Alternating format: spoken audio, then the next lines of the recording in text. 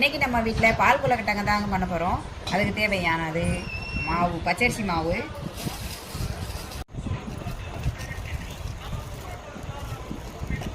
உப்பு கொஞ்சம் சேர்த்துக்கிடலாம். மாவு பிசைஞ்சாச்சு.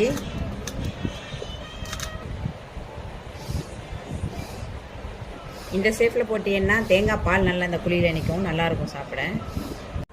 பாருங்க, எல்லா மாவையும் உருட்டியாச்சு. இதே மாதிரி உருட்டி எடுத்து கொண்டு போய் செஞ்சிடலாம் வாங்க. தண்ணி கொதிச்சிருச்சு.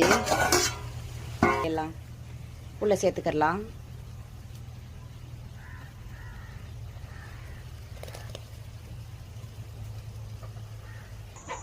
இந்த தேங்காய் பாலை இதோட சேர்த்துக்கலாம்.